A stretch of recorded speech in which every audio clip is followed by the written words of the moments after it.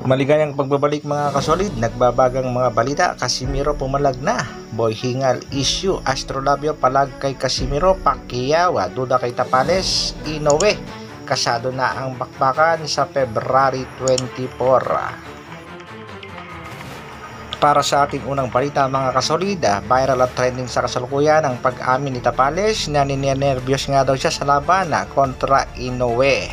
Paliwanag ni Tapales, being nervous is natural to people, but you have to learn how to handle it. You should learn how to use fear in your favor. Dagdag pa ni Tapales, fear is something that challenged me to push myself harder in training. Duda naman itong si pambansang kamao Manny Pacquiao na mananalo sa bakbakan. Itong si Marlon the Nightmare Tapales, lalo na nga sa inamin nitong nakakaramdam siya ng takot at nerbiyos sa hapon.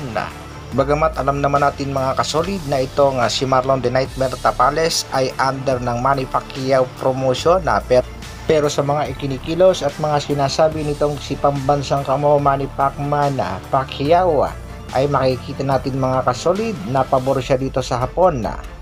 At kahit hindi pa aminin ni pambansang kamao Manny Pacquiao, naniniwala siyang ang Japanese Monster pa rin ang mananalo sa laban. Sa mga bashers at haters naman itong ating pangbatong si Marlon the Nightmare Tapales, meron ngang banat itong si Vincent Acero Astrolabio. Ayon nga dito kay Vincent Astrolabio, sa mga hindi daw naniniwalang mananalo o may pag-asang manalo ang ating kababayang si Tapales sa kanyang laban kontra Japanese Monster Naoya Inoue, banat nga niya, mga wala daw alam sa boxing. Matatandaan nga natin mga kasolid na sinabi nitong si Casimiro na siya lang ang boksingerong tatalo sa Japanese Monster, at banat din itong si Cuadro Alas It's My Boy, pupusta siya dito kay Naoya Inoue. Pinalagan nga din yan ng asero ng Pinas, Marlon Tapales. May mensahe naman dito kay Naoya Inoue. Heto nga mga kasolid, ayon kay Tapales, I want to beat Naoya Inoue in 12 rounds because of course I want to enjoy and feel the punch that they say the monster is very strong. I wanted to feel it. I want to enjoy success. At yan nga kagandahan dito kay Marlon Tapales, mayroong tiwala sa sarili at naniniwalang makukuha ang panalo sa The Monster ng Japan. Sa kabilang balita naman mga kasolid, Casimiro hindi na rin nakapagpigil. Yan nga ay patungkol sa kumakalat na issue. Yan nga ay patungkol sa tinatawag siyang Boy Hingal. Ito nga naging pahayag ni Cuadro Alas It's My Boy, Jason Casimiro. Tinawag niyo ako Boy Hingal. Pag si Tapales na knockout, ano ang tawag niyo? Ang gagaling niyo mag-boxing kaya kayo. Hindi niyo kasi ranas ang hirap ng boxing. Dagdag pa ni Kuya Lods, ang gagaling magsalita. Hindi naman ako natalo. Kung hindi lang daw tumigil ng referee, wala na daw ako kasi humingal na daw. Humingal ako pero ang kalaban ko hindi na humingal kasi matutulog na. Dumepensa rin naman ang kaibigan ni Alas na si Bad Aratiles. Pakinggan natin mga kasolid.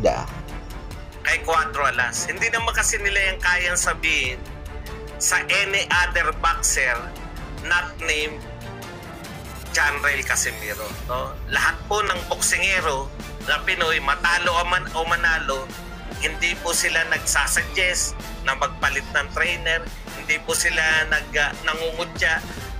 Ayon nga kay Bad Aratiles, mga haters, mga bashers at mga inggit lang kay Alas ang gumagawa ng ganyan.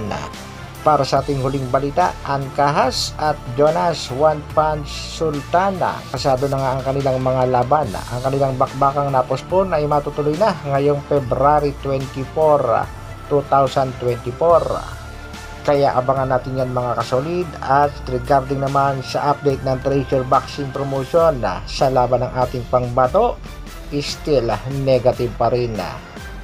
Hanggang dito na lang muna mga kasolid. Maraming salamat sa patuloy na pagsuporta at panonood. Isang like naman dyan. At sa mga bagong mapapadaan sa aking munting channel, pasubscribe naman. Mabuhay, Dr. Alvin Vlogs. Brrrr.